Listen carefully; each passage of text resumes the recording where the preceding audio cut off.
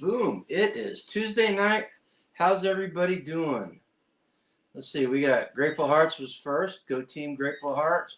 We got Leonard Huffman from Blue Wolf. My timer just went Uh oh. I got turned off. Oh, she's doing some canning and her timer's going off. So we have to let her get up and take care of some business. I hope everybody's doing well this week. We had a very fun and productive weekend at Self Reliance Festival, and she's back. Just had to turn the timer off. What are you making? Salsa. Well, What kind of salsa? Not salsa. well, I mean, I guess it depends on who you are. So, this one is the shit.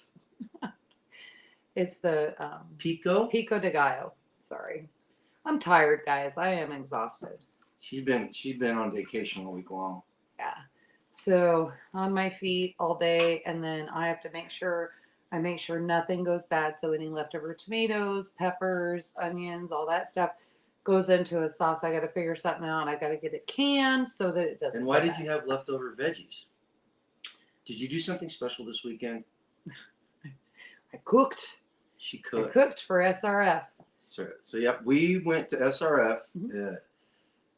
Hax came over. We left a little bit late because Hax had a hard time finding his cot.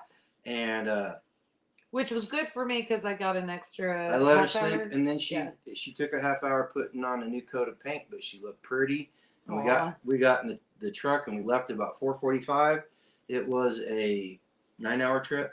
Supposed to be 9 hours. 9.5 hours. We stopped, and you've got like this OCD thing where if the gauge isn't working right, and so we have the mileage reader, and if the mileage reader gets down to a certain point, G's like, we got to get gas, and so we kept pulling off probably every half gallon or half tank. No, yes, we pulled over around every half tank because I want to maximize on the way out there. I want to maximize our ability to make it back home if possible, if something happens. Right. On the way home, it's go until you've got the low light on and hope you hit a gas station, and well, if not, that's why we carry 10 gallons of fuel in the back. And right.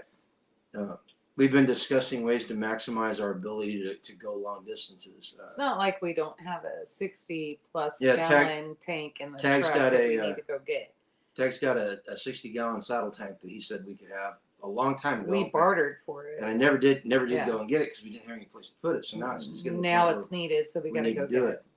But let's see, we got Joseph G popped in the house. Hey, Joseph, I am so sorry we did not call you. I did call him. Oh, you did? Yes, I talked to him. Was I asleep? Oh, no, you did it today. Okay. All right. Well, good. Yep. Was it a good conversation? He's going to send you an email. Oh, okay. He's got some questions to ask you. Oh, okay. Look, and that brings up a good point. We're not people's therapists, but we're willing to take calls from people or call people. And if you've got any practical questions that you need answered or you want to ask advice or direction on how we might approach something, feel free to contact us, guys. We're more than happy to talk to you. I had that conversation so many times this weekend, and people were like, I can't believe you have your cell phone number on here. Well, I do because I want you to text me, call me. You have questions. You want to know how to get through something. I may not be the perfect person to answer that, but I can at least tell you what we went through, and then you can figure it out from there. Mm-hmm. Right? Yep. So it is what it is. Mossy Oak Parrot. Hi. Or is that Mossy Oak Parrot? I think it's Mossy Oak. I think it's Mossy Oak. Mm-hmm. Hey, Mossy Oak. Hey, Mossy Oak. Good evening. Maybe not personally, but we know the brand Mossy Oak. So that's part of the thing about these festivals like Self-Reliance Festival. It's about making contacts. It's about sharing information. And Tag and I were talking about this last week. And if we're not sharing our experiences and sharing our information, then we're not really doing what we should be doing to help people build communities. And that's what this is all about. It's about helping people and helping them get a foot up on everything and getting started and building communities and homesteading and all that other stuff. So, you know me, just haven't made the connection yet. Okay. Aha. Okay. All right. Okay. Do you know who it is? I have no idea. It's been a long weekend. I'm so tired. It's not even funny. But yeah, so we got to Self-Reliance at around 2:30. 3:30. 3:30. I'm sorry. And then we had the function at 5:30, so we had to hurry up and get set Hey, up, Gregory. do all that. If it wasn't for Hacks being there, I don't know what we would have done. Well, so. we got everything set up in good order and made it over to the. They had what would you call it? A reception. It was a reception. A vendor / speaker reception. And I think it was speaker reception. Was it speakers? Because the ones that were vendors, kind of like us, we were all there. So I think that's what Mr. Spags. Hey, Spags. Hey, Spags. Marcia had to cancel her appointment with me today. She had a kid go down, so I had to pick him up from school, take her to the doctor. But tomorrow I will be signing and paying for our insurance policy. She found us a great deal. In fact, I am going to have her go ahead and check out insurance for the rest of the year, so that, or for a year. And if you need to take him paperwork, you got something special for him. Oh yeah, we'll talk about that later, not right now. Okay. And then, so anyway, so yeah, so we're getting it done. Yep. So I will be cooking at SRF. Save That's right. that pavilion, or not did cook at SRF. Yeah, she's absolutely Midwest. correct. I'm so tired, guys. Midwest Preparedness Festival in the spring, and hopefully in the fall. So I've got all that done. So it'll be finished tomorrow. So we're on it. We got it. And then Spags and I have been talking about doing a live, and it's going to be another one of those lives where it's let's see exactly how close we can get to pissing off the most amount of people. So it's going to. Are you guys going to do the WROL? Nope. Something different? It's something different. And it's timely, but I think it's something that we need to talk about. And so did Spags. Spags wouldn't agree to do it. Okay. But he's got to get through Midwest Preparedness. We've got to get through all the festivals. Yeah. So it'll be a summer project. Well, I know if we get time in the next couple of weeks, maybe Spags and I can do it. He's gonna be really busy, guys. He's getting ready for Midwest Preparedness Festival, and it is a haul. It's a lot of work to do one of these things. You have a special interview coming up at some point. With who? Mr. John Willis. Oh yeah, that's another thing we get with these at these festivals, and we line up all these people to talk to. And John, the owner of SOE, the host of Self-Reliance Festival, is doing a Homestead apprentice competition. You guys got to look into this. Yeah, this is great, especially if you're looking for land. This is great. Yeah, or if you just want to get good practical application. Yeah, hone your skills. They're doing a contest where they're going to bring everybody in, and if I get this wrong, then it's not anybody's fault but mine. They bring everybody in and they figure out who they want to be in the competition. Then they go home and they come back in about 3 weeks, and they're at the SOE property for 3 weeks. They do a firearms class. Mm-hmm. They're going to do a medical class with Chuck Peoples, and then they're going to do a homesteading / permaculture class. And I did not catch who is. I'm not sure who's doing who's giving that class, but it looks like it's going to be an awesome experience for some people, and it's going to make some very entertaining content. Yeah. And so I want to talk to him, and I want to get his. I want to get inside his head and ask him, why is he doing this, and what, what's the goal, and what's he looking for in people, and maybe we can get somebody from the Grumpy Acres virtual family to go out there and represent. That'd be kind of cool. That would be very cool. Get you to wear a Grumpy Acres shirt right in the middle of the SOE competition. Because I guarantee you, he knows who we are, and I fed them very, very well this weekend. Okay, tell them about your cook. Tell them how the kitchen worked. Oh my gosh, I've got the kitchen so simplified. And Spags, if you're in here, if you can give us information without going out there, I think I'm going to have to go out there because I need to find out. I just need 2 plugins, not on the same circuit, because we also glued circuits on John's. Well, she has a habit. She blew circuits at KSL, and then she blew a circuit. Yeah, but now we know why. And because you're putting 3 roasters on the dang thing. Yeah, plus a crock pot and that stuff. So now we got it figured out. We just have to split between 2 outlets.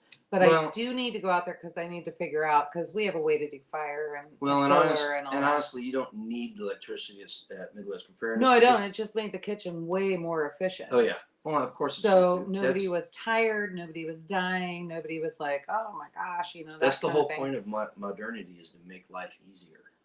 I mean, I could go totally off grid. Okay. Our insurance covers totally off grid, See? but I've got everything there, so why not? And so anyway, we'll figure it out. So we'll Hey, go up there and Lucy. do that. Hey, Lucy. And Good. so we'll go up there, check that stuff out, and see what's going on. But if you could just give me a ring, that would help too. But Terminator, you're just getting hammered. You had snow last week. You got a severe weather watch right Well, now. that makes sense. They would be changing over. We have our last frost coming tomorrow or Thursday, something like that. So I'm just ready to get plants in. I'm tired. Tired of waiting. Yeah. So, but okay, now do your crow about how good your cooking was. Let everybody know exactly what happened. I don't have to do my crow, but you're going to anyway. No, I don't have to. Tell them. Tell them what? Because you should be proud of it. It was a good accomplishment. I was really happy. So I made our food and all that stuff, and then what was on the menu? So we had loaded nachos, and then we had regular nachos. I only sold one of those, and then but because you never know what everybody wants. And then this is just for lunch. And then we had the tamales, and that was chicken or pork. And then you could choose from chicken or pork barbecue and that kind of thing. I used Carrie's special sauce, her caramel Carrie sauce. from Thunder Hill Ranch up in Wisconsin, Glenn and Carrie. They will be at Midwest Preparedness Festival for a day and a half. That's fine. They're just there traveling through, so that's they all that will matters. be there. Yeah, and in fact, I got a crap ton of stuff from her. Okay. We'll go through that later. Your story. But yeah, so I used that. And so we actually shouted out to you guys last week that they were like sponsors of our pulled pork barbecue, because it was a barbecue taste we had not tasted before, we don't think, but it was very similar to a big restaurant that was up here. Now, it was my barbecue sauce and her caramel sauce. I think we got it nailed down. And so anyway, so it was a lot of fun. That was announced from the stage. And from breakfast you had gluten-free sausage casserole. We had my homemade cinnamon rolls, and then we had breakfast burritos. And so now get to the part that you wanted to share. So anyway, John came out first. He got breakfast, and so he did breakfast burritos, and then he did the cinnamon rolls, and didn't really say anything. And I will say this: for as fit as the man is, he eats like a freaking horse. Well, he was buying for the wives too. So was he? Yeah, okay. it was multiple. Well, he still ate quite a bit. Yeah, well, he can pack it away once they got the tamales. And so then the tamales were made, and everybody can see everybody walking with the tamales. I'm assuming that's probably what happened. I'm not sure, but could be just that it was John, and they were like, "We want tamales." He's from San Diego area too, and so he came over, and a friend of his was buying lunch, and so they were like, "Okay, we want 2 and 2." And so I'm trying to figure this out. I'm so exhausted just trying to figure everything out. Anyway, it was 2 pork, 2 chicken on each plate for both.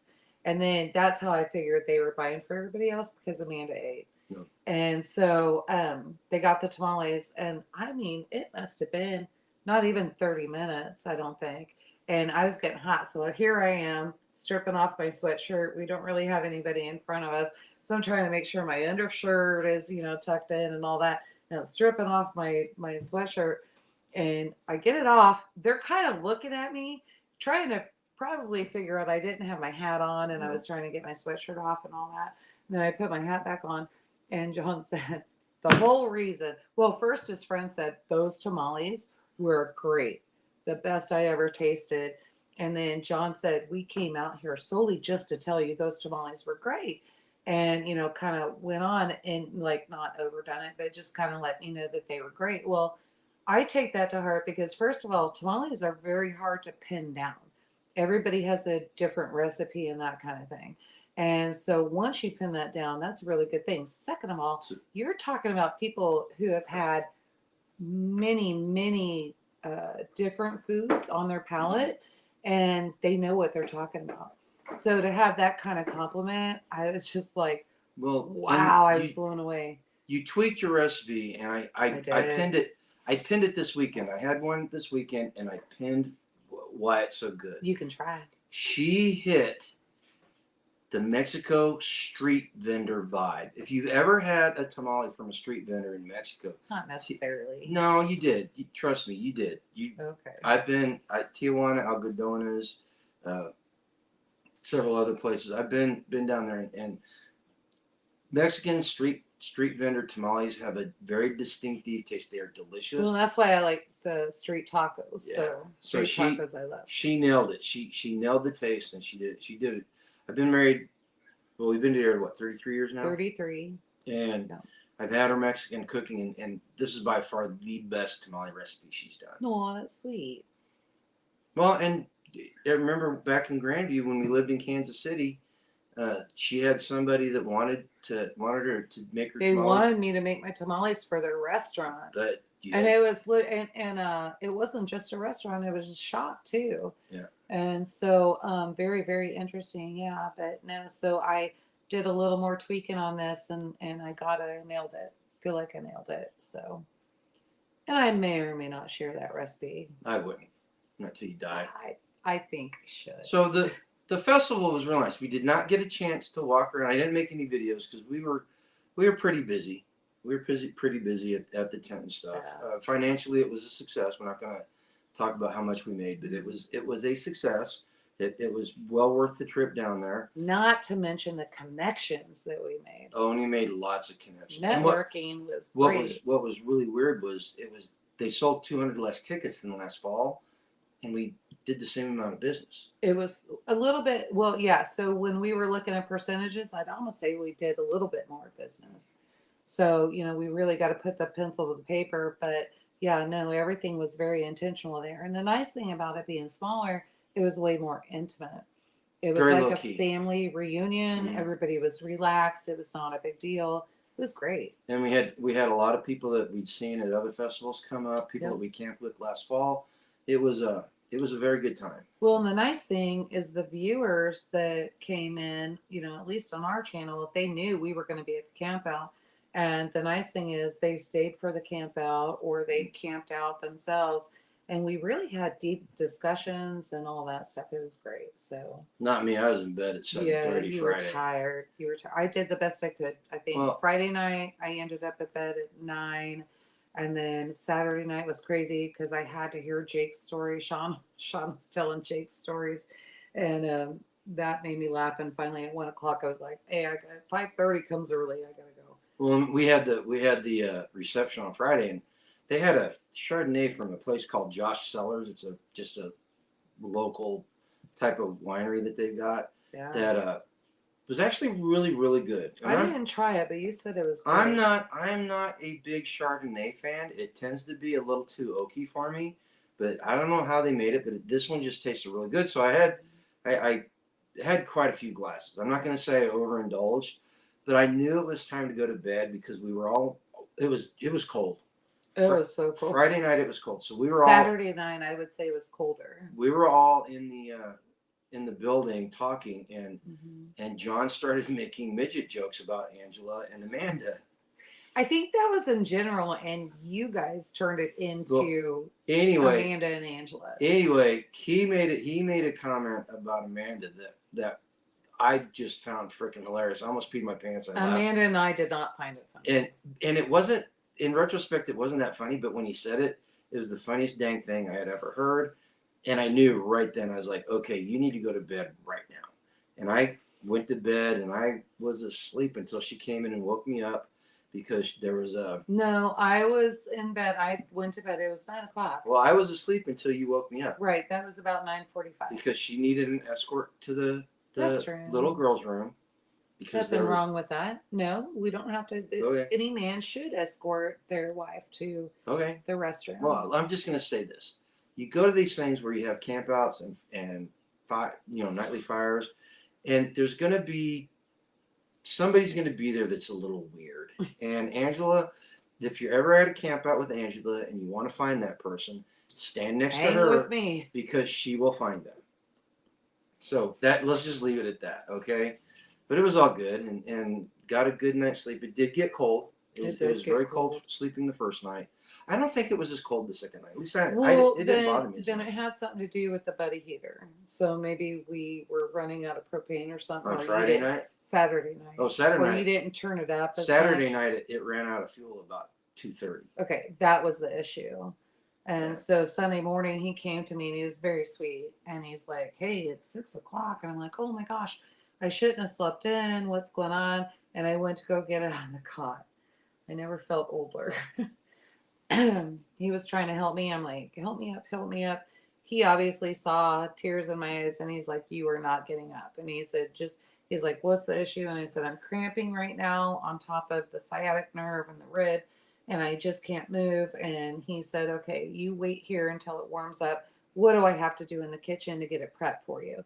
And he went in and did it. Yes, It was great. Joseph G, absolutely. Drama and weirdos. Yeah. You can walk into a room with 100 people and she will be attracted to the one that will bring the most chaos into your life. I'm still learning. I'm not the only person though.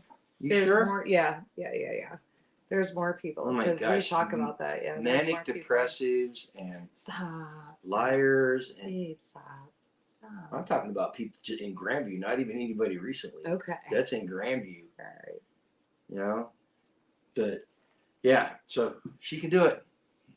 But anyway, so Saturday, like you said, I got up and Darren actually did more work in the kitchen. Oh, I asked you. I said, "Isn't Darren still sleeping?" That was Sunday.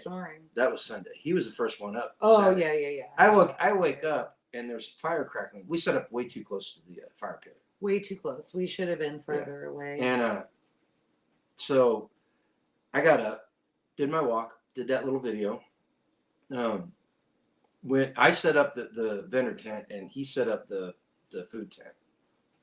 Well, so, I helped him set up the.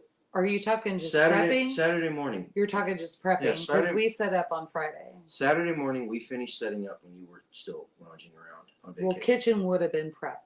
Okay. Because we had that. Okay, you're squabbling. You're trying to detract from the fact that you were still in bed while we were working. You're trying to detract that I actually worked. But thank you. Hey, Ghost. How's it going? Ghost. So anyway, it started out a little slow. You know, that time between 6 a.m. and 8:30 when they open the gates, a few people come walking through. The nice part is about that, you get the campers fed and you get the vendors fed. Yeah. So that's the nice part. And they get the first pick at whatever's there. So that's good. We want to continue to do that.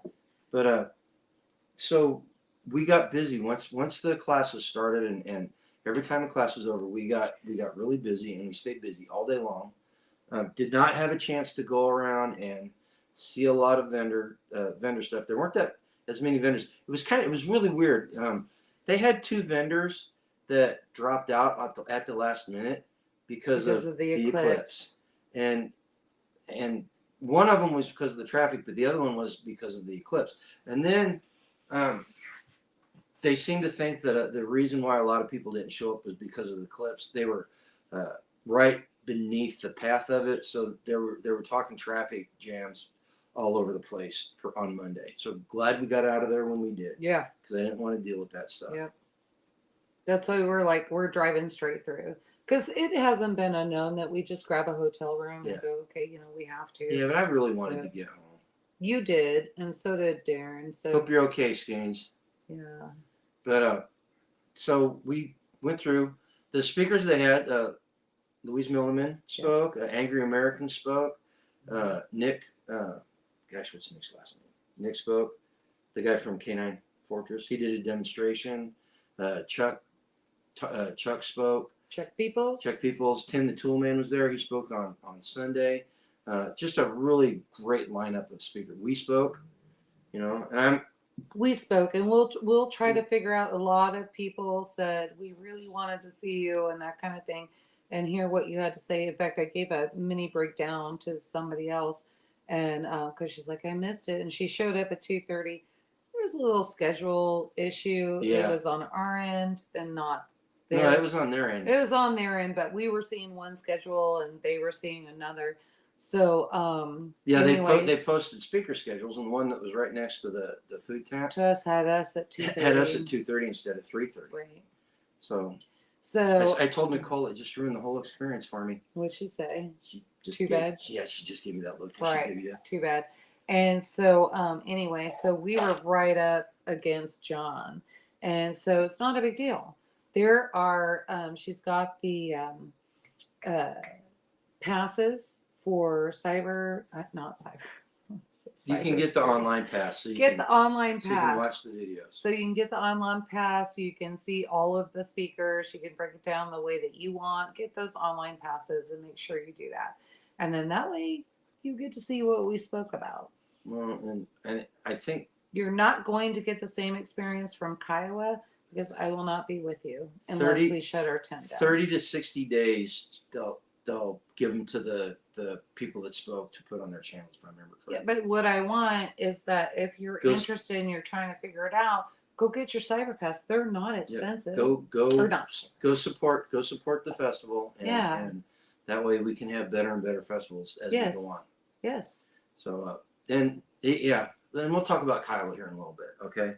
But anyway, so we gave our speech, and I was nervous about it because it was the first time we gave it, but it turned out it went pretty well. Mm-hmm. Everybody she had to go back to the tent. Well, I think we were supposed to speak to VIP passes, but they were over at John's. And then, so when we figured out we didn't have to be at the greenhouse, we were like, okay, well, all right, we're done. So, and as soon as we started leaving the tent, everybody swarmed us. Yeah, we had 3 or 4 people come up and we talked. Well, she went back to the Well, I told you I was in 10 minutes, and then it was like, okay, they're wanting to talk to you. I'm going to go back over, check on the kitchen, make sure Darren's okay. All right. Because Jeannie? Darren's son, Ben, was able to come up, and they actually got to spend time together. So I just didn't want Darren to be hooked to that kitchen. I wanted them to have a good experience too. Good night. And I'm telling you what, there is absolutely no mistaking who that boy is related to. Oh my gosh. I was like, every time I had my back turned, I'm like, I hear Daniel. Yeah. Because that's who I'm used to. And I'm like, where's Daniel? He looks and talks like his brother. His brother. And they both look and talk like Darren. And they're not even the identical twins, which is funny. They're not identical. But there's absolutely no mistaking who the family members are. So if you ask why I'm talking about twins, is because Ben has a twin sister. But you would seriously think that Daniel and Ben would be the twins. So it's kind of funny. Yeah. But yeah. But anyway, so I talked to these people, and they received the talk really well, and so I'm feeling a lot more comfortable about giving it at Kiowa. The only thing, when we were talking together, I wasn't sure how it was going to go with both of us talking, but she really wanted to hit the women's perspective, the mental aspect of it, and the women's perspective. And when she did that, I was able to get her to talk about the mental side of what I was talking about, and while she was doing that, she did a really good job of laying out something that I could segue right into the next thing. I don't know if you were doing that on purpose or just happened that way. I have no idea what you're talking about. Well, you would make a point, and I talked about her life. It allowed me to go directly into the next point that we needed to talk about. That wasn't planned, so. But yeah, so in fact, I think at one point I pinched him, so you guys look for that. One point I pinched him because he's very long-winded in answering questions. The gal that was monitoring to make sure that we were on time, I could see her back there, and she's just like, what do I do? What do I do? I saw her, and I didn't care. I cared because I know how that goes. We were the last speaker, and we did go longer because it was finally like, oh crap, okay, because we were in the tent where the speakers' dinner happens, the VIP dinner. Yeah, they didn't even start getting ready for an hour. That's not true. They were running out with tables. I'm telling you, yes, they were. If Nicole's on here, she's going to tell you, yes, they were. So anyway, we got done, went back, started, straightening up the tent and getting it ready for the next day that night. And then we went to the dinner, and it was a nice dinner. It was great. They had some very good food. They always have good food there. John, Chef Brett. is the one that makes everything, and so yeah. So they I think they did a collaboration with somebody else. they get good sure. they get good food there, and he allows Nicole to use his people, and it's awesome.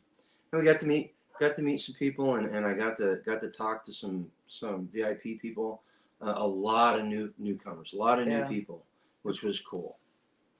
People that first time to the festival. Can you go see what they're barking at? Because it sounds like they're out by the road. The girls are outside, and they've gotten into this habit. Whenever the deer come out in the field, they decide that the deer should not be there, and they go chasing them.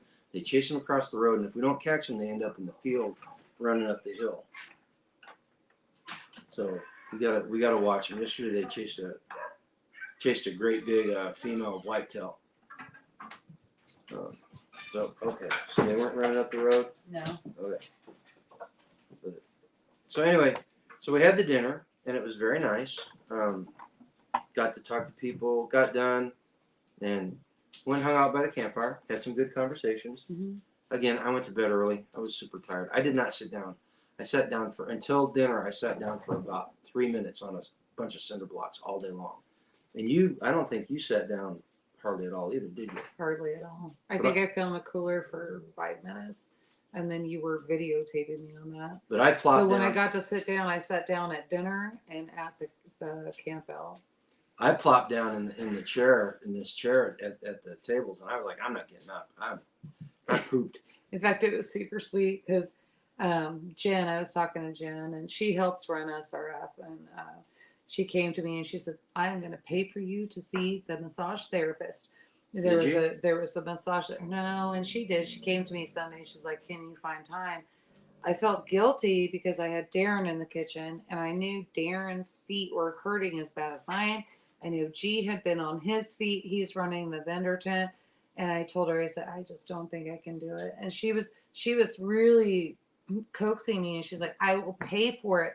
Just please go. And I was like, I just don't have the time. I don't think I can make the time. So I did not. And man, I tell you what, though, on the way home, I wish I did. Oh no, you guys be careful. Lock down. Make sure nothing gets ruined. Yeah, these storms are treacherous, and after the eclipse, El Nino comes in, right? Yeah, so now we're in El Nino, and so everybody remember what El Nino does. Kind of it's a woman. It's unpredictable. It will ruin your life if you let it. It's not true. Just a different pattern. So yeah, so I did not take her up on that. So Joy did not get to massage me.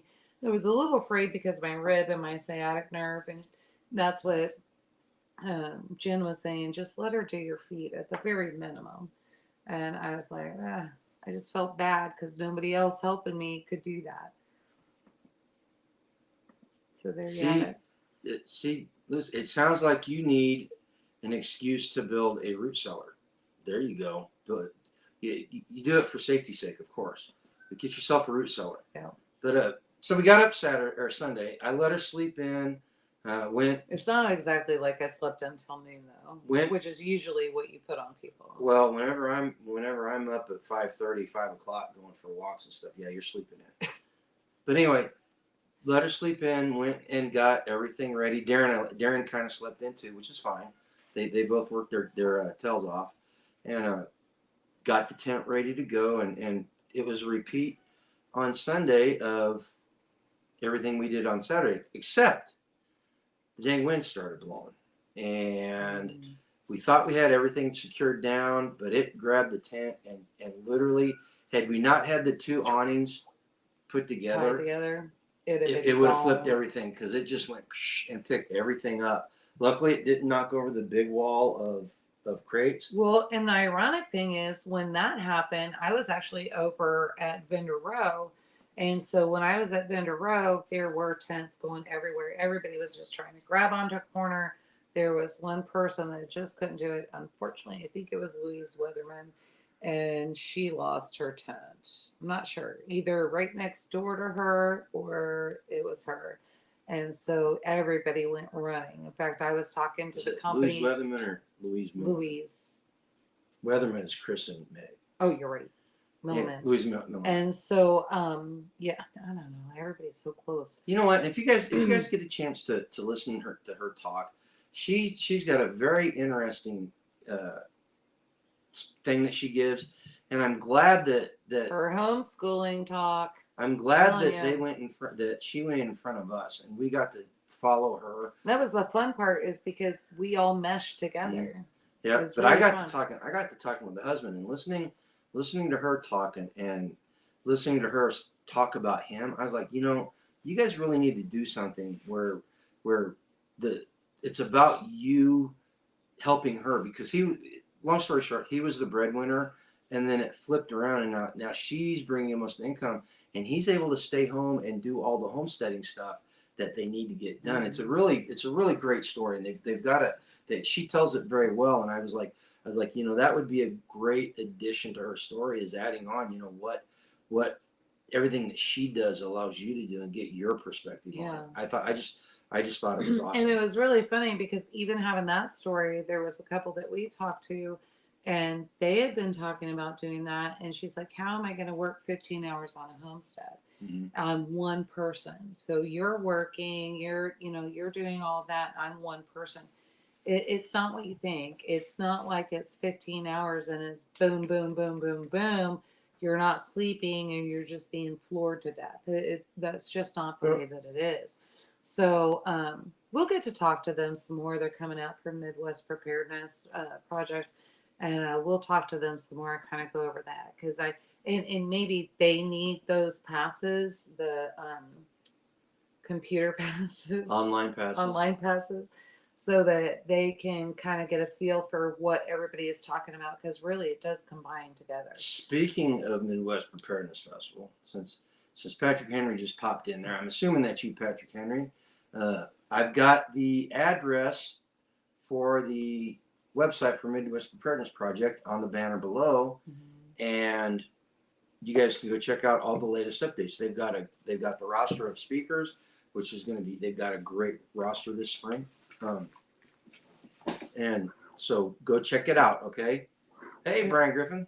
Okay, so you guys know when we talk about Midwest Preparedness Project and what Midwest Preparedness Project, one of the things they're famous for is what? Are you listening? Well, no. What are they famous for? One of the things.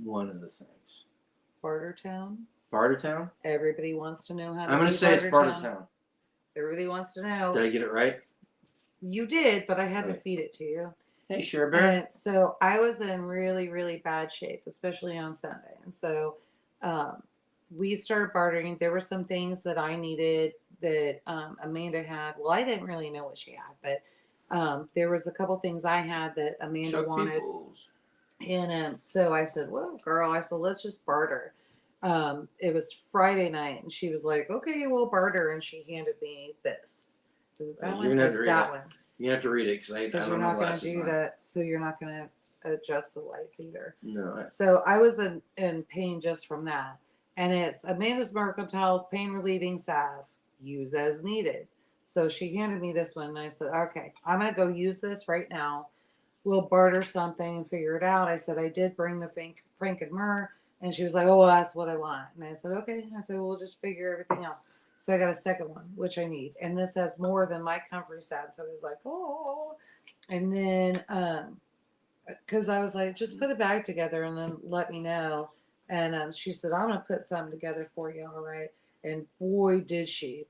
So then we got a couple of the soaps, the Cock of the Woods. Are they? They're just wrapped different. But they smell good. They smell. They smell really, really good. Very manly. I've got the oregano oil, and then I got this is actually for you, I think. What is it? It's a beard oil. Oh, cool. So that you can fix your beard. And they're very professionally done, because they look great. They've got the heat seal on the dipper. Which is what we have for future. Yeah. But I just haven't got those made yet. And then Yankee. She knew how much pain I was in, so she threw in Lance's special. So for everything that you saw that she put here for me, you're going to go to soetacticalgear.com. and you are going to be able to find those and get those. Make sure you do that. And then stay in the fight. Lance, he fights some chronic pain. And so he actually came up with some stuff. And I'm telling you, I've had this rib out of place, and the drive was miserable because every time they hit a bump, I was like, oh. And it was just like one thing after the other. I was trying to do it. The Comfrey just wasn't doing it for me. And Amanda said, put this in the bag. And she said, hey, try this. And so I did. Wow. In fact, by the time we got to Concordia, it was Concordia, I think, and I had to refill for gas, Darren was complaining of he had a ligament here and some things going on. And he said, I reminded him of the gal on Big Fat Greek Wedding, because I was like, hey, you need the spray, you need the spray. Hey, no, take it was spray. the dad, Windex. Was it? Windex fixed I think everything. it was a girl, but the aunt. And so here, you need to spray, let me spray. And so finally he came over to the door, and I was able to spray his shoulder, and I said, now rub that in. This right here is a lifesaver. And again, you can catch that at www.TRBEDC.com. And that stands for Tap Rack Bang. No, you can finish it. Tap Rack Bang Everydaycare.com. And so go get that. And then when this is over, tomorrow I'll put a link to everything down in the comments. Yeah. Or the description. And then Carrie and I were fighting as to what, she's Carrie like, from Thunder Hill Ranch. She's like, oh, I want bananas. I need the bananas. And so I was like, well, you can have some bananas. And she's like, well, And then she's like, you want some sacred caramel sauce. So not one, but two. This is the stuff that she was talking about putting in the barbecue that turned out really good. This is it. And so I got not one, but two. And then she loaded me up all weekend. It's craziness. And so we've got chocolate fluff. So we'll figure out how to use that. We've got the cheesecake fluff. We'll figure out how to use that. Now, these are dips, but I really want to use these in cooking. Okay. And she's great at doing that, so we are going to do that. Another chocolate you need to fluff. wipe those down. Well, it just got wet from the condensation. And then jerky dip. I got jerky dip. And so it may be a dip, but this is something that you use in. And so that was one of the things we were talking about. And Darren actually came back, and he made the comment because he had tried it, and that was that this festival? It might have been this festival. No, that was new this festival. It was the bacon jam. Yeah, so this is the one that's new this festival. And he said, that would be great with stuffed chicken. And so I actually made that comment to Carrie, and she's like, here, girl. And that's where she handed it to me. And she's like, here's what I do. And so she kind of laid out plan for me. Thunder Hill Farm. Thunder Hill Farm. What'd you say? Thunder Hill Ranch. Oh, yeah, no. And so, so it was really funny. She kind of laid it out for me. She's like, here's what I do. Boop, boop, boop. And I said, this is exactly why I need to get you in my kitchen.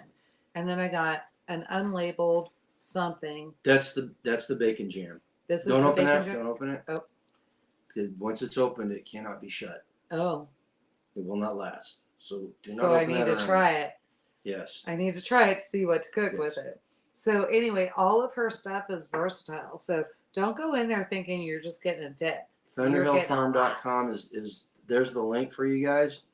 Carrie and Glenn are very cool people. Oh, they are. So Glenn and I were talking at Kentucky Sustainable because they were set up right next to us. Well, Carrie was like, here, put your tent here. That's how we figured out later that we were too close to the bonfire. They can go to sleep automatically. But Glenn is a Marine veteran, and turns out we were at Camp Lejeune at the same time. So we got that in common. And then Carrie is a very, very unique individual. She is unique. No, she's a great spirit. She is so alive, and she's very really calm. So, and they used to go to Burning Man. And so Glenn had she reminds me of my cousin. I mean, she's just awesome. Glenn he called it a poofer. And it was a propane tank with a great big pipe on the top of it, and basically a flamethrower igniter at the top of it, and then a button you could push, and it would shoot a ball of flame about 15 feet high out of the end of it. And the thing was so hot, we were a good 30, 40 yards away. We were up at the dinner, and I could feel the heat. You could feel the heat from it. I was like, please, Glenn, keep doing that. And please have everybody go up there and pull that. Naturally, on Sunday night, it was like, hey, go hit the button all you want. So Saturday night. Yeah, Saturday night. So So naturally, every 5 minutes, somebody's walking over there. Poof! It was fun. We had a That good was time. a lot of fun. And then, oh, can you get it? Wait, I gotta find it. There's a label on there. Is there? There should be. Yep, there it is. I don't think they can see it, but I remember this is backwards. We found a company down there, and it was really funny. I didn't find it because I didn't leave the kitchen, but He found us. Oh, did he found he came to us directly? He came to us because he saw we had the sun oven, and that we were interested in off-grid cooking. So he came over and he and I started talking, and his name's Fred. I never did catch his last name. Oh, I've got it. But he is a very interesting individual. So he is the inventor of the RockPot. And what the RockPot is, it's taking cooking on a stone into the space age. It's the only way I can explain it. It's a crock pot that you do not need propane, you do not need wood, you don't cook over a fire. You just need some way to heat a rock up, and then it'll cook it in this pot. You guys, I'm telling you. And you're getting a sneak peek at this because we're gonna do a full review on it, because this is probably one of the neatest things I've seen in a long time. And if anybody's going to Kiowa, we're gonna have our link. In fact, we got our link tonight. You're gonna share it, It's right there. It's right there. So our link is there, and you're gonna get a special promo just from G and I, and we're gonna be able to save you. It was $25. $25 off on the regular and $50 on the bundle. And what you're seeing here is the bundle, and you can go in. Okay, so you get the case, and this will just help what is it? Just keep it hotter, insulated if you want. You don't have to have that. So this, but it's a nice carrying case. Yes, it's a great carrying case and very, very light. And so, let's see if I can figure this out. Here's the rack. So I gotta take everything apart. I think I'm blocking everything. Yeah, you're blocking. It's okay. They got you. But here, I can do this. There, put this down. Yeah, I do this. Okay. So here's the stone, and if you think, oh, how am I going to do that? You actually get, let's show this. So I should have had all this out on. Yeah, you should. I'm sorry, guys. So you actually get, what do we call this, a telescope hook? A what? Telescope hook? A telescoping hook, yes. So this is a telescoping hook, so you just pull this out. Okay, I got way behind on the comments, guys. I'm sorry. Open up live on camera for us. Once you pop it, you just can't stop. What are you doing? I'm reading these. So do you want me to finish with this finish or not? it. Okay, Finish then be quiet. So this is the stone. So what you're going to do is you're going to go ahead and you put this on the fire. Comes with a thermostat so that you can see what the heat is. So you can heat it up for what you want it to be. And then put that on. So it could be open fire. You could do that Coleman one-man stove. Mm-hmm. You could put it on your regular stove and all that. Get that hot. And Fred was showing us that there's a company that makes a parabolic lens that you can set out in the sun and put this on the little rack. And we're going to be handling that too. And it will heat the rock up to like 500 degrees. Actually, that thing will go 15,000 BTU. Okay, so there's that. So you can go completely off-grid cooking. You can smoke in this thing. You can steam in it. So the extra that you do here's the most important part, and here's what I want to make sure that everybody knows. So there's an internal pan. So you'll have your telescope. You put that stone down inside, right? So that stone is down there. Make sure that stone. Just drop that baby in there. Make sure that stone does not hit the inner pot. So you're going to put the inner pot in there. Now, with the inner pot, do I smoke? I can put my wood chips down there and then put my rack in and then put my brisket. I believe it's a 3 to 4 pound brisket. I can put that in there. Then lock it up. It's done. Oh, wait. No, I want to do something different. So let's take that out. And so I think what I'm going to do, what do we feel like? Roasted mashed potatoes? You just go for it. All right. So we're going to do roasted mashed potatoes. So I'm going to put my roast down there. So my roast is down there, and then I'm going to put this pot in, and that pot goes right there, and I throw my potatoes or veggies or whatever I want in there. That's all cooking together. And so I've got that. Do I want to steam? Maybe I want my broccoli steamed. So I just put that on top of there. You'll have to take the little, where's this at? I was kind of checking it a little bit. So you have to take the little handle off and then put that right inside there. And then now you got 3 things going, right? And so you get that done, lock it down, make sure that's locked, it's locked, and then guess what? It cooks, you got it at the temperature you want, and it holds 9+ hours. I didn't believe it. They started it at 7. The roast was, they did a pork roast. It was not fully cooked yet. I tried it. It was still good. It was great. It was really great. It was tender. Everything was there, and I was like, holy cow. And so that's when I started talking to him, and I was like, hey, what kind of partnership can we work out here? How will you sell this to me? We got Kiowa coming up, and most people I know, they're tired, they're on the road, and I know he has a prepper expo to go to, and most people would be like, I don't have time for this. Slide it back over here and show them. So the lid has handles on it. Which one, this one? Yeah. Oh, yeah. So the lid has handles on it, so you can carry it while it's cooking. And it's light. It can't have big beefy fingers like me. And right here, it's got a pressure valve. There's a little pressure like valve a pressure cooker that you can put in that you can pressure cook like an Instapot. Yep. Just, as I was seeing this, I'm like, this is Instapot on steroids. And G's like, no. And then when I broke it down for G's like, oh my gosh. And I'm like, yeah. Well, I don't know if Fred realized that or not. I'm sure he did. I was like, man, this is great. But the neat thing about it is this takes prepping to a whole new level. He took a Neolithic cooking style, cooking on a hot rock, and added some space age components and created something really, I think, that's one of the best off-grid cooking products I've seen. And I'm telling you, I've had so many people come to me. You guys know I've been teaching and preserving and doing all that. And a lot of people that said the sun oven is great, but I'm in the mountains. I don't get a lot of sun. Oh my gosh. This is where it's solved right here. And then when we get the, what'd you call it?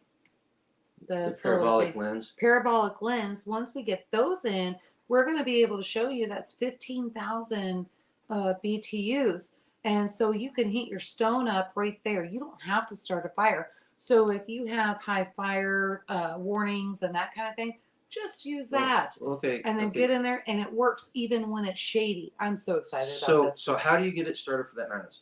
All you need is a heat source. Yep. Theoretically, you could throw 30 minutes on a stove, on a Coleman stove. And Chuck made a great point. Check this out. Chuck said, where is it? Right there. One could heat up the stone at home. Yep. On a stove before a multi-hour road trip. Load the pots with lunch or dinner, and hit the road and cook while driving. And guess what? We're doing that tomorrow. You're going to take it to work for tamales for coworkers. Yeah, and when we go to Kiowa, we're going to do that on Friday. So you could do it. You could do it over a stove. You could do it over hot coals. You could do it over an open fire. You could do it over a propane stove.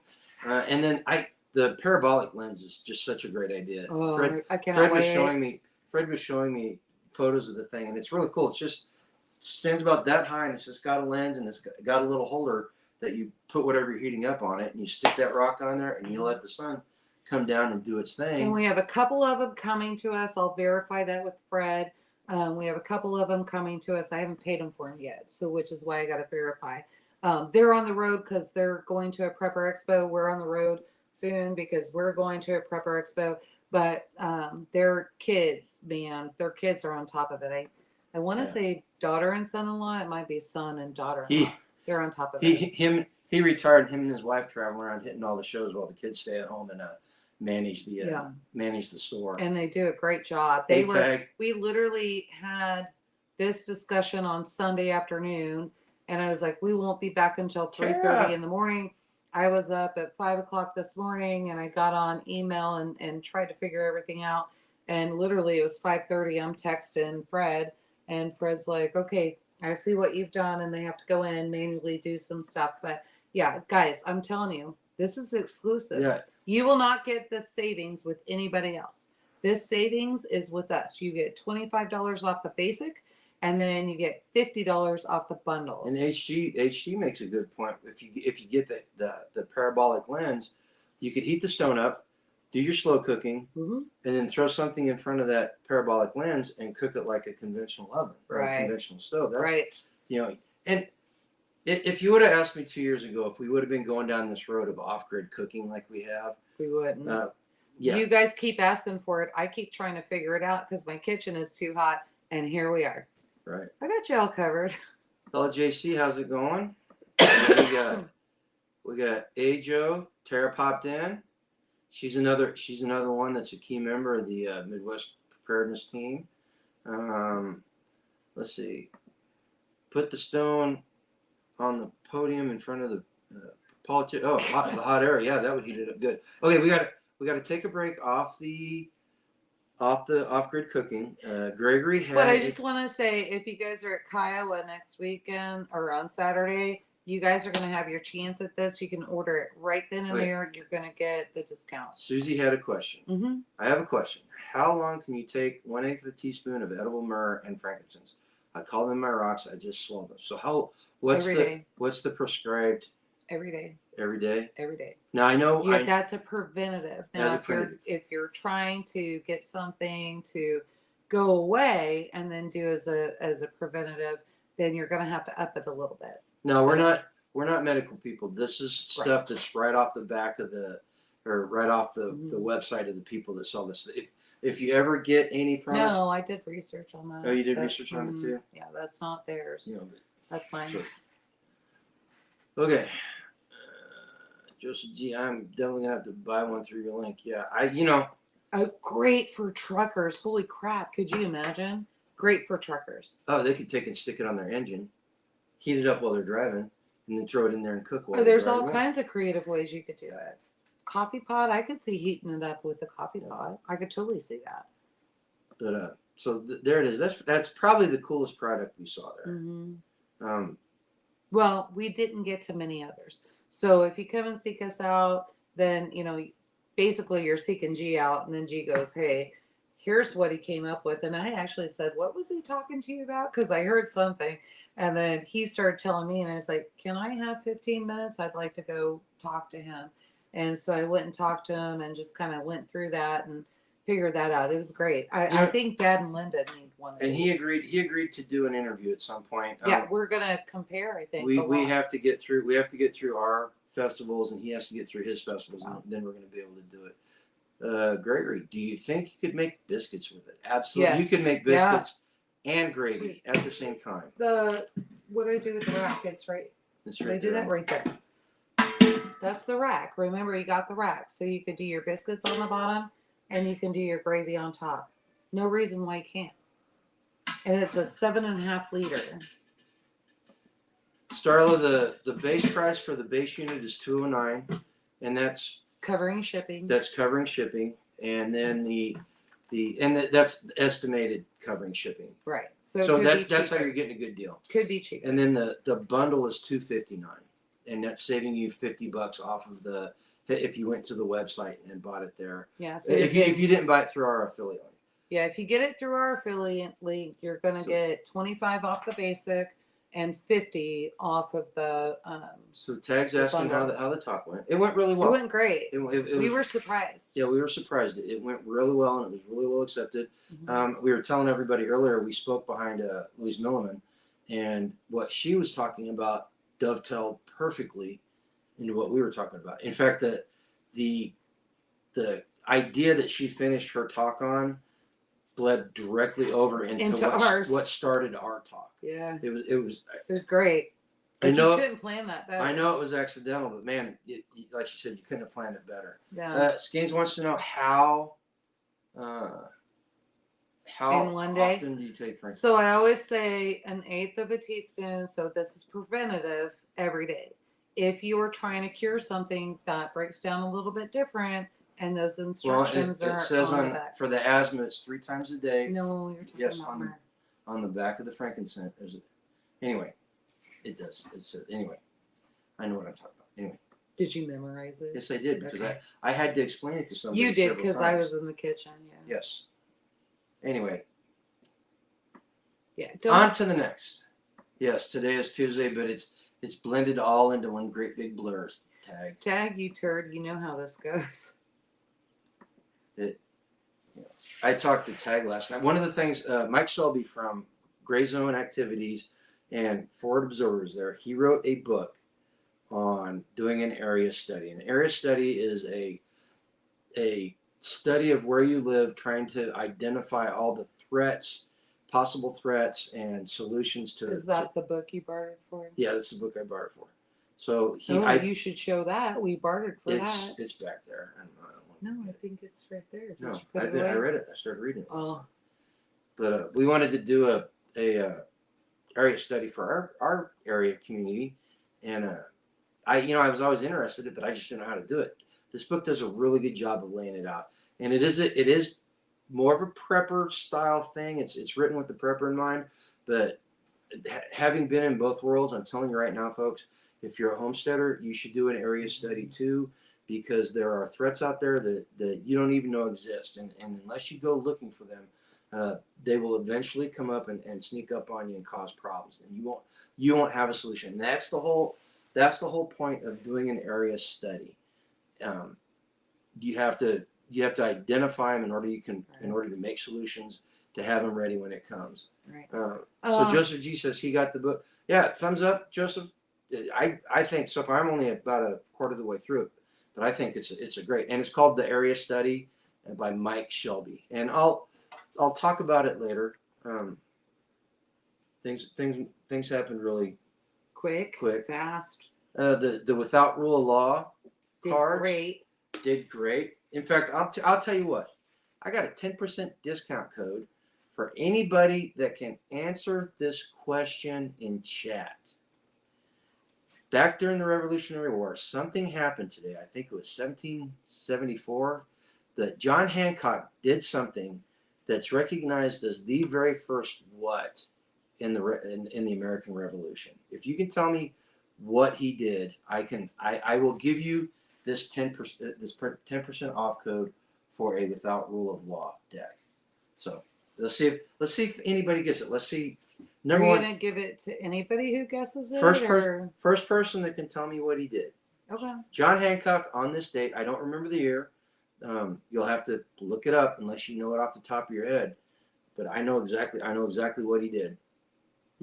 So we'll see how good some people are and how much. You okayed that with JD? We don't have to ship it, right? It's mine. I really don't want to have to pay for it. No, it's a 10% discount code. They go to the site, they put the discount code in, and they get 10% off. Our site, or they go through our link, they put the code in, they get an additional 10%. That's what I was asking. Yes, thank you. They don't get a discount whenever they use our affiliate link. You pay regular price when you go through. That's what I was asking. Thank you. Hey, Crocs. But so yeah, it was really good. The Without Rule of Law was really well accepted. I talked to some more people. Man, I can't wait till the season's over, because I got some really cool people lined up to be on Without Rule of Law.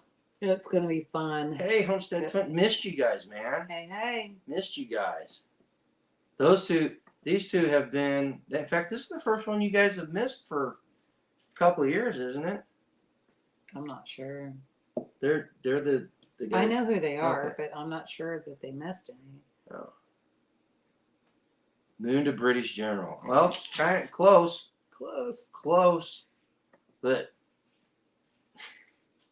it's actually, if you Google it, it'll be if you ask what happened on this day in history, it'll be one of the first things that popped up. Oh, you just gave him a hint. Well, it's not up there yet, so. But we don't know the date. Nope. Look, and you back me up on this. No, stop it. Somebody's being a butthead. Tag. I'm sorry. A turd. This day in history. Not a butthead.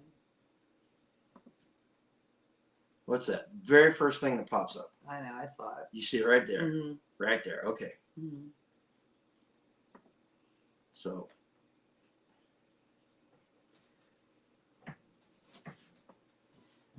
We've got to get more people into history.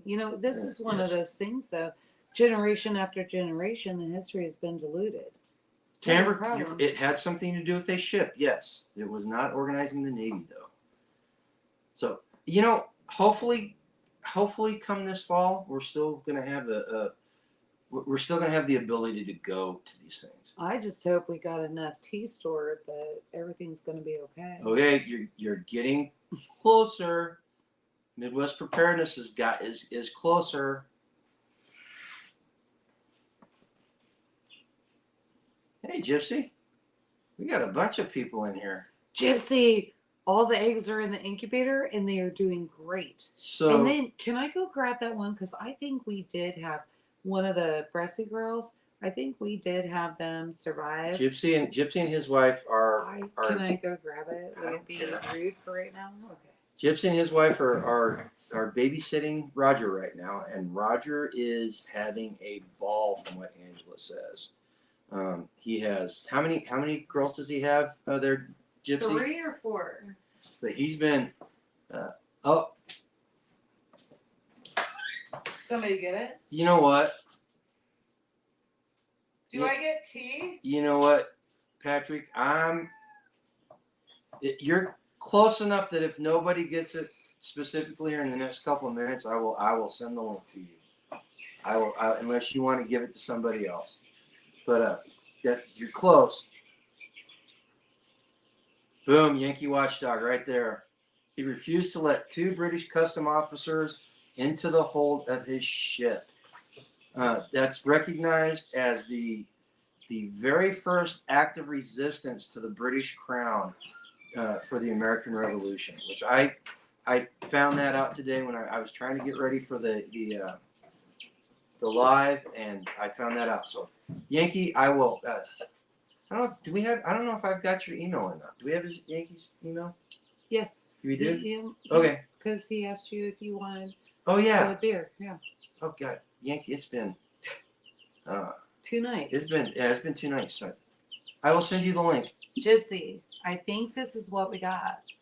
And so that did not the last eggs that I got the last 2 weeks, but I think this is some that I got from Patty. And I was like, I told G, I said, I'm not sure where these came from, but there's like black and white. And then some of them, their beaks actually have like, I don't know, can you see that? They're like black and white. So I think that is the Orpington. Is it? No. I don't know. The Bressie mixed with the Australorp. So that's it. I think that's what they look like, dude. And they got the dark legs, but as babies. How weird is that? Kind of funky looking. Well, I will see you Saturday, but in order to get the 10% off, you got to use the link. Because that's specifically from WROL. So yes, we will see you, and we can barter for that very special package you're bringing. That is that's worth its weight in gold, in my opinion. Other people may not agree with me, but I'm absolutely certain about that. Where was it? See, Tara says that Patrick was playing around and not. He was trying to give people hints. Wait. Okay, so I do have. If anybody knows that history, it's going to be Patrick. Patrick. Okay, and Hit Gal. Let's see what you say. What's the code for the RockPot discount, please? You the link. It, didn't you? The link for the discount is in the description below right now. Plus all caps Grumpy Acres. No, the link, the whole link. She wants the whole link. No, I thought she wanted the code. There's no code. It's the link. It's an There's affiliate. It's an affiliate link. You click on it and know. it takes you to the page. But there's a code. Oh my God, you're killing me. You are an IT expert all the time, except when I want you to help do stuff. I mean, you just can't come back to the simple people. You have to be analytical all the time. Well, because you have to tell them how it works. They have to do it properly for it to work. Then repost it. Don't be a jerk. No, it's down in it. What does it do? Put it's it in the description. Put it in the comments. It's in the description. Put it in the comments for people like me. Oh my God. Yeah, Seriously? yes. Put it in the comments. Oh my God. Yes. You are. We need this. This is what I have to go through. We need this. This is what I have to deal with. We need it. Where is it? There it is, right there. Edit. Here you go, guys. How many times? How many times do I have to post it? As many as people ask. It's hard to go back through all those Look, comments. look, I get it. I totally get it. I can't be responsible for everybody. You know, you can while you're on a live.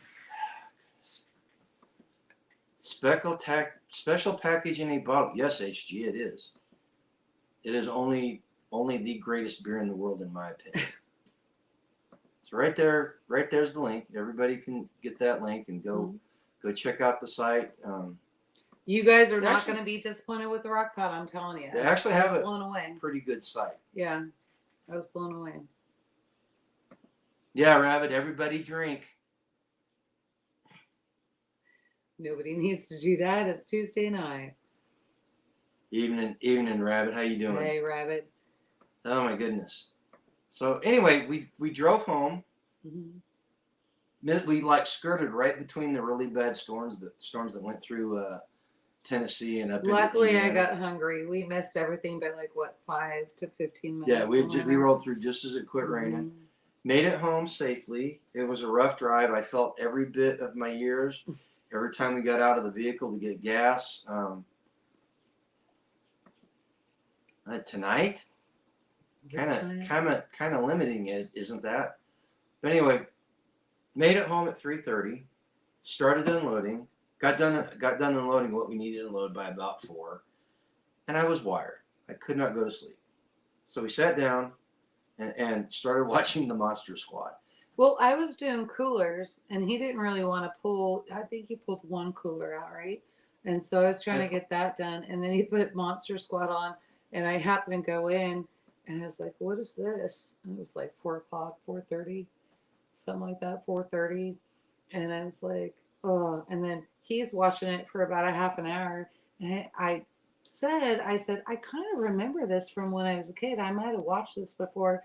Or did you watch it before and I had to watch it? And he's like, I don't know.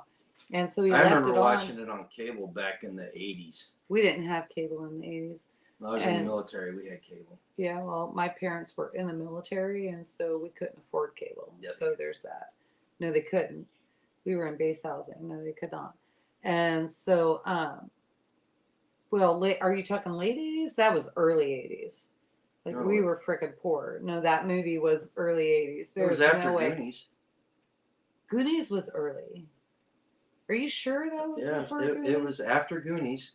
Because if you've never seen the Monster Squad... if my dad's in here, he'll probably tell you it's the Goonies meets the Universal monsters, Dracula, Wolfman. And the one thing we learned from the Monster Squad is that the Wolfman has nards. That's what we learned. That was the key thing we learned in the 80s, that the Wolfman has nards. Yeah, that was the highlight. But no, it was super cute, and I couldn't get out of it. I was just like, okay, I'm gonna keep watching. But that being said, I kept watching because him and Darren were driving, so I was in and out of sleep and still had a little bit of energy. And then we slept in. No, this is the one downer for the weekend. Grumpy is grumpy. Cindy baby died. Cindy baby died sometime Monday morning. Yeah. She was the very first lamb we had. What? She was special. I know. They're trying to help you out. Oh. They're like, so at Midwest, who's grumpy? It's him. You guys, I had the kitchen so dang spread out. Like, there was I don't think I had any grapes, grunts, anything. I was just trying to figure out how to stand on my feet. It was all weird. But anyway, so she died, and that kind of hit me, and I got her buried, and then the rest of the day just spent it unloading stuff out of the trailer. Finally got it done tonight. Do you want me to take the pictures off the wall? No. Are you sure? No. Okay.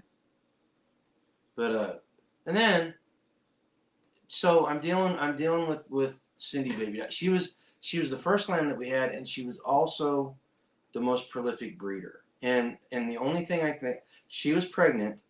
She may have been bred too much. Well, she's old. She was reaching the end of her life, but she was pregnant, and I think it just stressed her out so much. She's had this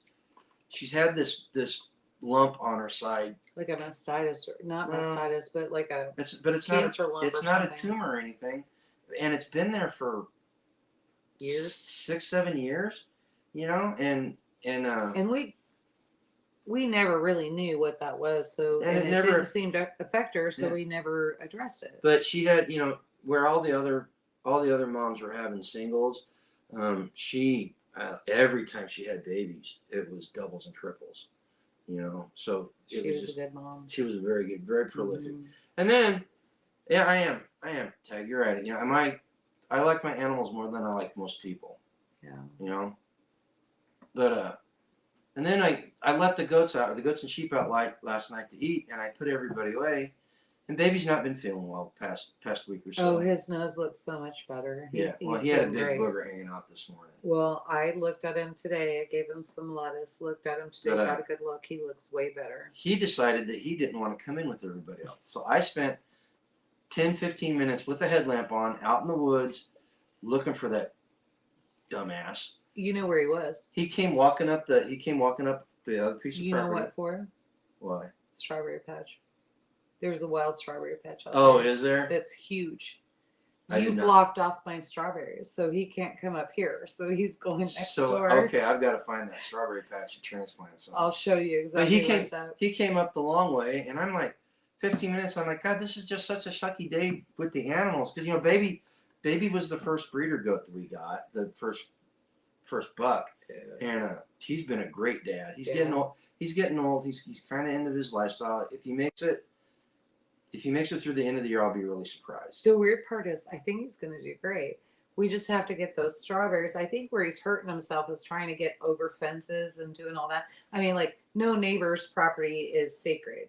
So if you live next to us and you have wild strawberries, I'm sorry. Nothing I can do about it. Goats are goats. So, but yeah, we'll go transplant some. But he's, something like a fatty tumor. Something like a fatty tumor. Yeah, it's weird. You know. Well, and what's really weird is Cindy. I'm very original name. Cindy, and her baby was Cindy Baby. Because we try not to get personal with. And then Cindy Baby's baby was Cindy Baby. Mm-hmm. So yeah, it was very original with the names. But you know, just it's one of those things. It's like I think the reason it upset me so much is because it's the reminders of the old homestead are slowly going away. Because we got a lot here. Yeah, you know, and it's time, and it's going to happen. I know that. You know, but Manny's getting long in the tooth. Baby's getting long in the tooth. Cindy's getting long in the tooth. Francis may be the cockroach Francis of is going to sheep. Live to be 100. I think so, because she is just as spry and just as feisty now as she was when she was a year old, and she's the same age as Cindy, right? We got them right about the same time. No, I had her before I got baby. She was my first. She actually came from Taylor. Taylor was in 4-H. Remember? After Taylor, after Scout and Blue. No. So, well, no. She came over with them. Oh, did she? Because so if you remember Scout, and then we got from, was that Deanna Rose Park, and then somebody set that up, so we ended up having them. They should not have been bred, and so I was like, okay, so we need to get something breeding in here. And I was talking to Taylor's mom. She had a 4-H project, and I was like, okay, I'll come over. And I got everybody for like what, $50 a piece, something like that. Yeah. And I was like, okay, just load them up. And so we loaded them up. But yeah, so Frances she's an OG. You know, and I know it's gonna happen. In fact, Dee Dee, this will tell you how long we had her. Dee Dee named her. Yep. But like I said, I know it's gonna happen. I know that these animals are gonna die, and the old GRUMPYACRES is finally gonna go away. But we got a new one. Things are getting better. We've had new birth here. Yeah. It's a struggle, but we've had new birth here. We've had great opportunities for business here. Mm-hmm. And I mean, I've got to get locker dates for a USDA butcher and that kind of thing. There's a lot. It's just a matter of managing it. So you had a bunch of Cindy's. What an awesome name. What it was, oh yeah, I see where she's going with that. What it was, the original one that I picked up, their little girl named them before they could sell them. Yeah. And so the OG, she was Cinderella. And so then we don't name our livestock. And so then we were like, okay, that's Cindy, baby. Ain't right, Acres. We try not to get attached, but sometimes animals need Yeah. extra care. After that, you have to explain why you have a one-legged chicken. There's some crew in our circle that can actually take care of that, and that one leg is on a popsicle stick. Ask Amber. Pig leg chicken. Like, why does your chicken have a popsicle stick? I just felt like I needed to help it. Oh God. Okay. Just a thought on that RockPot and solar stove. If one side of the rock were black, it might heat up even faster. No. Just my brain cell. Yeah, no, you don't want that. So on that, it's that the stone is that it's like that. You want that? I want to say pearlite type of texture. You know, it's very very porous. It's dense. Oh, you don't have your glasses. I don't have my glasses on. She's got the man. Read the manual. RTFB. Whenever you're in doubt, RTFB. I think there's something on here. From the great Grumpy Acres store, Tambra. Go ahead and send us an email. Send us an email. Yeah, we'll send you the link. Bella's Whisper Farm said, "Hey, there's a new name. How you doing?" Yoda's looking up Sorry, I'm trying to figure out the rock that's in here. The one thing that I do, it may be in the other manual. The one thing I do know is do expect if you use this rock for the first time when you heat it up, it's not abnormal to get a fracture in there or whatever. It does not make a difference. It's not going to affect the way it works, which tells me it's pure rock. So there's something in there. And they may not tell because they may have a patent on it. So, But things went well this weekend. We're looking forward to next weekend. As we said, we'll be in Kiowa, Elbert County Fairgrounds for the Elbert County Marketplace, Preparedness Marketplace. I'm going to talk to them. They need to change the name. It needs to be the either like the Kiowa County Prepper Expo or something like that. Now we're getting into the warranty stuff. So yeah, that's another thing. Lifetime warranty until you do something stupid, like what the guy tells you not to do.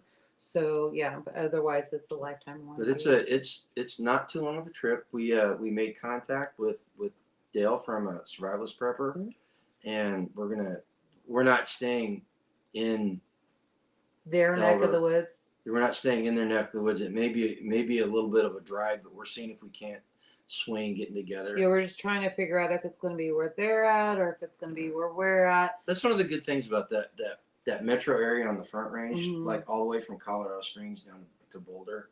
You know, it's a long way from one end to the other to that. But because of the highway system, it's actually a pretty easy drive. You know, 45 minutes to Kiowa to where we're going to be staying. We're staying, and then we have to figure out. Don't give away too much information. No. And then we just have to figure out when we get there where we're going to have dinner and all that. But what we're thinking is that we probably need to do that towards where we're staying, right? So anyway, so I'm looking forward to that. I've been a big fan of Survivalist Prepper for over a decade now, and I just think it's cool. I finally get to meet him, and I get to meet the missus, and hopefully I can get some tinfoil hat time with them. Anybody that's watched their listening to their podcast know exactly what I'm talking about. I think Lisa and I are going to get along just fine. Oh yeah, you're not going to be allowed to play together once. Yes, we will. No, we're going to play together now. You're not going to be allowed to meet. Oh yes. No. What do you mean we're not going to be allowed? No, you're not going to be allowed to play together. Oh, I think we can. You know, I wanted to invite him out to Midwest Preparedness Festival, but I don't know. We'll see. We'll see if Lisa's allowed to come. Let's just put it that way. Oh, for crying out loud. So yeah, what do you got plans for Kiowa? So you're giving a speech. Yeah, so I'm going to do food preservation. We were supposed to do the getting off the grid deal, you know, exiting the system. We were supposed to talk about that together. We're not quite sure how that booth is going to work because we don't have extra hands. So he's probably going to take that over by himself. Much different when I'm not there, just because you don't get the women's perspective. No, are you going to balance that? I can do that. And tell everybody how crazy I am. Basically. Yeah, that's what I thought. You did a good job of doing that yourself. Did I? Yeah. I think everybody kind of related to it. But so we've got that going on. So we'll figure that one out. I think they said everything starts dying around like 3, 4 o'clock, something like that. So I think if you want a one-on-one, it's probably going to be about that time. But we're going to try to do a demo of the sun oven and the rock pot at the same time. We'll try. We'll see what the sun does and where we're at in the Ag Expo for Kiowa. LJC says, we used to live 15 minutes from Kiowa. Great little town. Albert is even better. If you like little towns. Too bad Colorado has turned so liberal. Yeah, and that's heard that a lot. That's one of the things that the organizer said. There was a little concern about that on my part, and apparently the sheriff is actually going to be speaking at the preparedness festival, and from what she says, he is extremely like-minded, extremely constitutional, and the town is extremely conservative. Not big Republican conservative, but conservative in their nature, like-minded. Right. So it should be pretty good. Yeah, Yankee. It was extremely red. I mean, it was. My mom's family's all from Southern Colorado, and we spent just as much time in Colorado as any other state. But that being said, from what I understand from a couple of the organizers, they're trying to keep it that way. So I'm sorry, guys, about my voice. We've been speaking. I've been in front fires and camping and all that. But take care of yourself. They're really trying to keep it that way, and so we have to help them build the fight. We have to help them get introduced to their neighbors. Like there was a lot of them that had no idea who their neighbors were, and we're like, we're not sure why you have us coming out all this way, because do you know who your neighbor is? Yeah. And they were like, no. And so hopefully we can get one of those neighbors out there on Saturday. We'll see. Well, and where is it? That was something about SRF that really surprised me. Freesteading has been around for almost 2 years, and there are still a lot of people in the community that do not know idea. About it. And if you're not on freesteading, the link is right down there. See it? It's going. See it right there? It's going through there, and you can get on there. It's free. It was started by our very own Tag with some help from some very smart people, and it's a free speech alternative to Facebook and other social media platforms. Great forums. You get prepping, homesteading, gardening, survival. You name it, you can find it out there. Anybody that's on freesteading, give me a big one if it's everything I say it is. But the coolest thing about it, in my opinion, is the state forums. They've got a forum for every single state.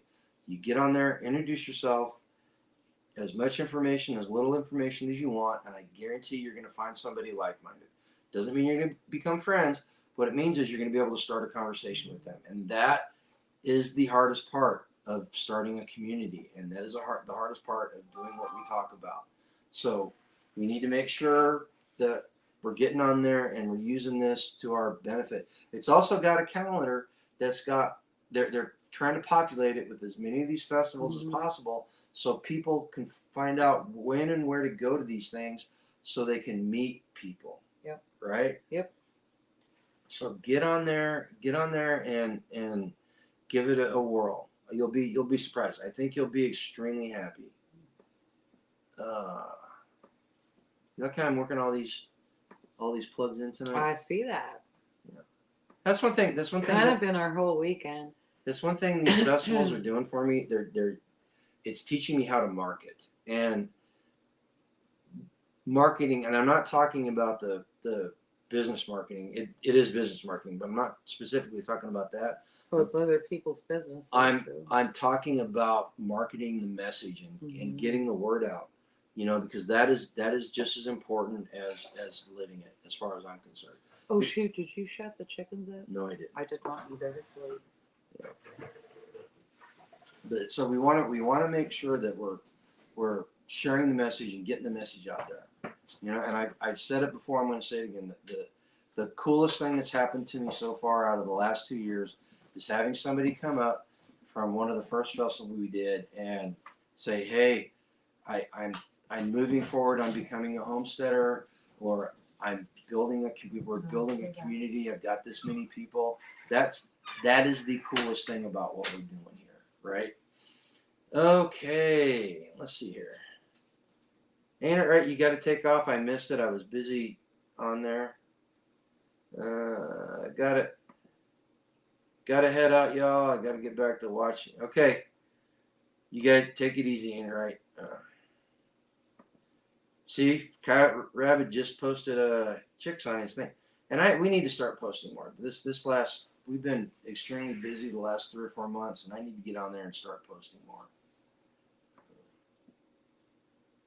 Freya is sitting by the door with her ears propped up, and God, she's dirty and smelly. She has gotten into the habit of crawling on top of the compost pile and rolling around in it, so she stinks. And I told Yoda yesterday that she needs to give her a bath, and apparently she didn't find time today. But she's a stinky girl. The raccoon story on the way home. This is so weird. Tell me if you guys ever had this happen. We're coming home. We're driving down the road to our house. We're literally like 200 yards away from the house, and I see these 2 pair of beady little eyes go running out in the road. The headlight is shining off them, and I start slowing down because I know I can see that they're raccoons. And I slow down, and I'm literally doing like 5 miles an hour, if that much. And one of these raccoons changes direction right before we get to it, and it runs right underneath the tire. And I hear this crunch.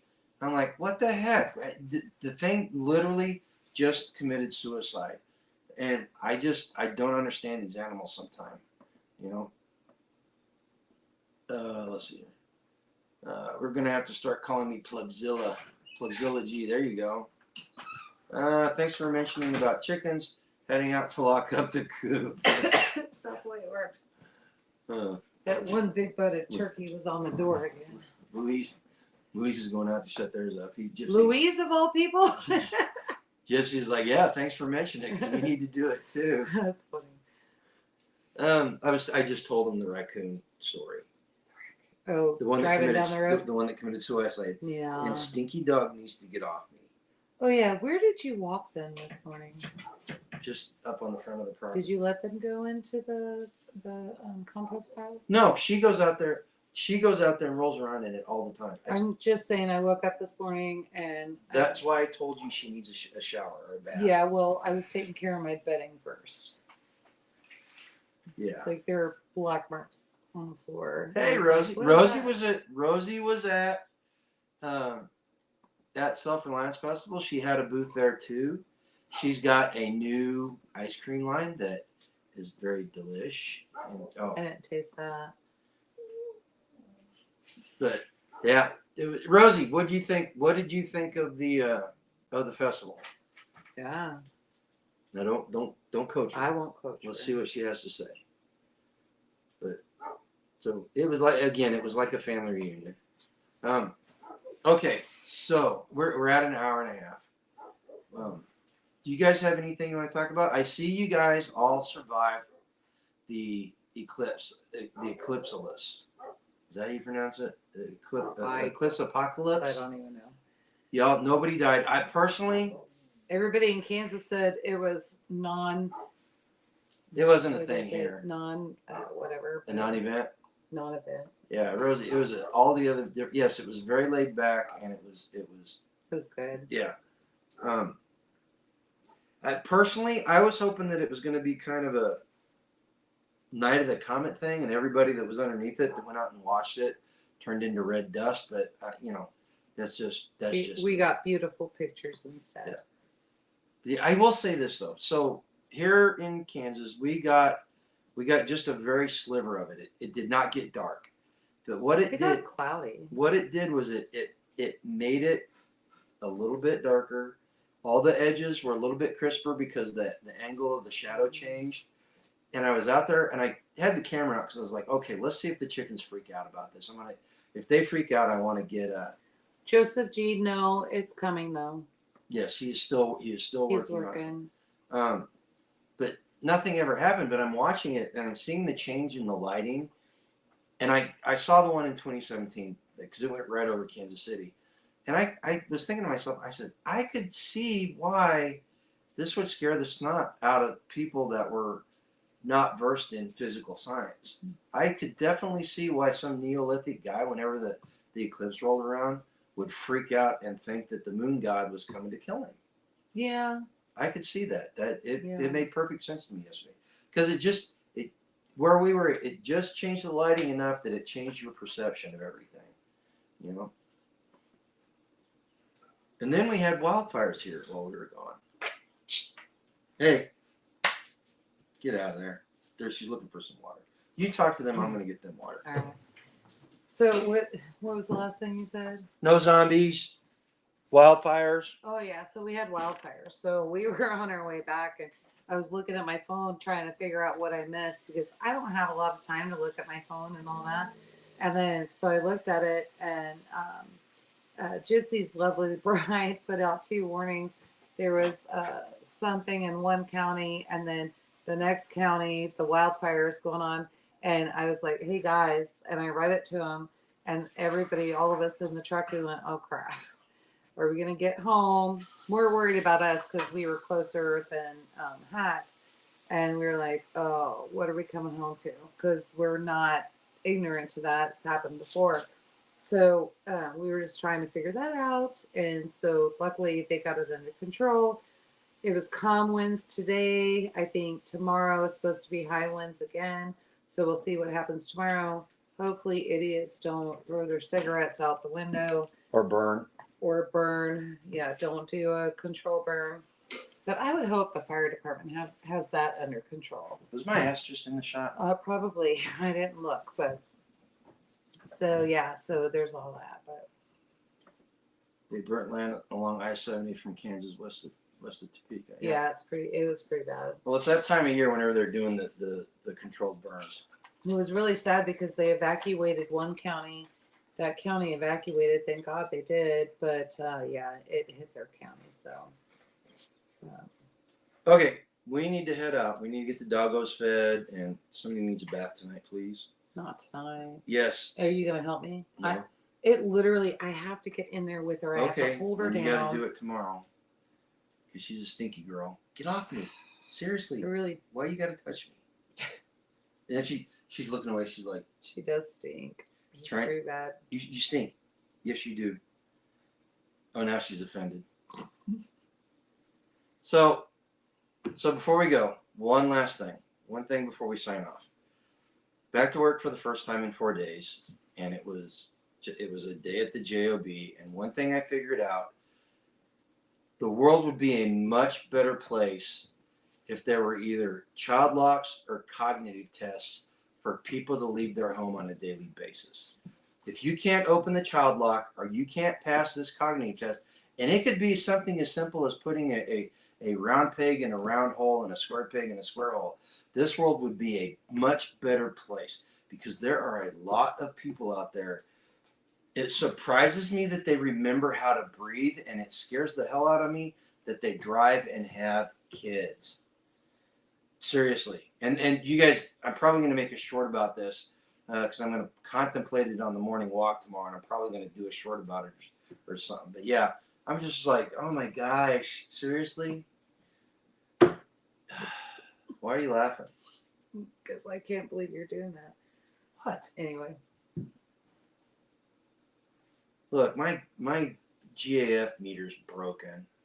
I'm not naming any names in case the people at work watch this. That's what I was kind of thinking. So yeah, I'm not going to name names. Man, oh man. Yeah. So anyway, thank you to all my medical people out there and everybody doing everything that kept me on my feet for the weekend. I need to go put everything back in the refrigerator that needs to go to the refrigerator. Don't forget, check out SOE Tactical Gear. You are the one. And you notice it's not a statement; it's a question mark. I got it. And then don't forget Thunder Hill Farm. and check them out. And we're going to experiment a little bit. And You guys, even if I have to get on the phone with Carrie, we're going to do that and come up with some stuff. and you guys can support the channel a couple different ways. You can hit the affiliate links down in the description below, or you can go to GrumpyAcresFarm.com and get everything. Well, not everything we sell at the shows. Not everything. Sometimes you just got to the come best- to the shows. Just the best stuff. Also, again, go to where is it? Keep putting up GrumpyAcresFarm.com. I guess I gotta Did you hide lose that it? one, and then I gotta put that one. Right. There we go. Again, go check out MidwestPreparednessProject.com so you can see what's going on there. You can support the channel by going to our bonfire and getting stores. Where I need to talk with a certain T-shirt maker and see if we can't come up with some way to get on-demand printing. Maybe there was some discussion about it, but he got busy with the North Carolina hangout. So we'll see if we. I hope that was good. We VA, did you go to North Carolina hangout? How'd that go? have, Or I did say VA. Virginia Roots, VR. No. She didn't go? I don't think she went this time. I don't think so. But no, for everybody said it was great. Good. They took care of any problems that they had, and everything's Good. kosher. Good. All right. So Yeah. with that in mind, what do we say? What do we want everybody to do? I'm sorry, guys. My sleep is so off. It's not even funny. It's only 8:39. So yeah. Oh, Rabbit says she did. Oh, she did go. She My did. bust. A lot of Awesome. activity in 2 days. Good. Yeah. Good. And so, well. And I'll get information about the Missouri hookup and make sure we promote it too. Yeah, we'll promote it. Are you going or not? No, because same weekend as powwow, You right? said you were going to get somebody to help you. Some little entrepreneur. I'll check and see if they're free. All I've right. got them for the weekend after. I know for sure, and everything else. But yeah, we'll do that. I'm just afraid they're going to get there and see their school friends and take off on me. So Well, they can't do that. yeah, I'm going to have to lay the hammer down. But yeah. Don't they homeschool? But that doesn't mean they're not going to know anybody there. Okay. So Whatever. yeah, so we'll figure that one out. So if you want to go, I guess we can figure that out. But just let me know because you didn't commit. So I'll find out and see if they can commit, and then you can commit. But yeah, so guys, I'm sorry. This is me on low energy. My sleep schedule's off. I've got a cough that I'm fighting. I've got all kinds of crap. Say goodbye. So until next time, tomorrow, be at least 1% better than you were today. And Practice opening up that child safety lock and that cognitive test, because if I ever become the leader of the world, you're going to have to do it just to get out of your house gonna happen. and go out and live a lifetime free. Okay, guys? Take care. Night.